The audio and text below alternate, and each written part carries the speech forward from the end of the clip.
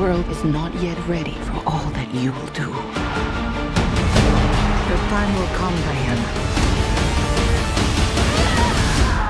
हे guys, तो आज की सबसे बड़ी अपडेट आ रही है वंडर वुमन 1984 के रिलीज डेट को लेकर। 3 बार डिले होने के बाद फाइनली वंडर वुमन 1984 25 दिसंबर यानी ये क्रिसमस रिलीज के लिए तैयार है। वार्नर ब्रोस के अनुसार ये मूवी थिएटर्स और HBO मैक्स पर एक साथ एक ही समय पर रिलीज होगी।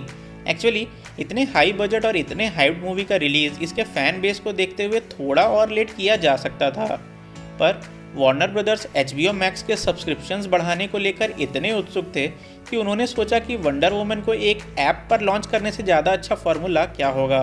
हालांकि कुछ दिनों पहले ही द न्यू म्यूटेंट्स मूवी के रिलीज़ के बाद लोग कमेंट्स में वंडर वुमन के न आने से स्पैम कर रहे थे और ये बात शायद वार्नर ब्रदर्स को अच्छी नहीं लगी। अब जो भी बात हो, हमारे लिए ये अच्छी खबर है कि फाइनली कोई large budget Hollywood movie release होने वाली है। HBO मैक्स के अनुसार आपको इस मूवी को देखने के लिए सब्सक्रिप्शन फीस के अलावा कोई एक्स्ट्रा पैसे नहीं देने होंगे। ये बहुत ही अच्छी खबर है और शायद डिज्नी प्लस को इससे कुछ सीखना चाहिए।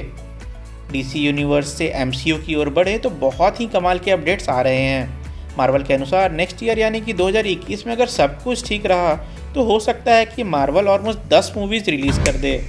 जनवरी में वांडाविजन, मई में ब्लैक विडो, जुलाई में शैंग-ची, नवंबर में इटर्नल्स और दिसंबर में स्पाइडरमैन फार फ्रॉम होम का सीक्वल।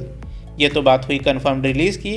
इसके अलावा Falcon and the Winter Soldier, Loki का टीवी सीरीज़, व्हाट इफ और हॉकआई सीरीज़ भी अगले ही साल रिलीज़ होने की तैयारी में है। नेक्स्ट अपडेट आ रही है थॉर 4 या थॉर लव एंड थंडर को लेकर। थॉर 4 के अपकमिंग स्पॉयलर्स कुछ ज़्यादा ही इंटरेस्टिंग वाइब्स दे रहे हैं। अब जो बात सामने आ रही है वो ये दर्शाती है कि finally guardians of the Galaxy 3 और थॉर 4 का क्रॉसओवर होने जा रहा है। जैसा कि विन डीजल ने पहले ही अपने कैरेक्टर और प्लॉट को लेकर एक टीज दे दिया था। Thor will also, the director talked to me about how Thor will incorporate some of the Guardians of the Galaxy, which would be very interesting. Nobody knows, but maybe I shouldn't have said anything. अब ये बात सामने आ रही है कि Thor 4 का timeline 15 जनवरी को release हो रहे वांडाविजन सीरीज के बाद का होगा। इसका मतलब ये भी है कि हमें गमोरा वापस से दिख सकती हैं और थॉर के पास इतना टाइम होगा कि वो वापस से अपने शेप में आ सकते हैं। विन डीजल के ग्रूट टीज के अलावा थॉर 4 के इंटरगैलेक्टिक विलन का खुलासा हो गया है, जिसका किरदार हमारे अपने ब्रूस वेन यानी कि क्रिश्चियन बेल निभाने वाले हैं। अगली खबर आ रही है वंडर वुमन के टीवी सीरीज़ को लेकर।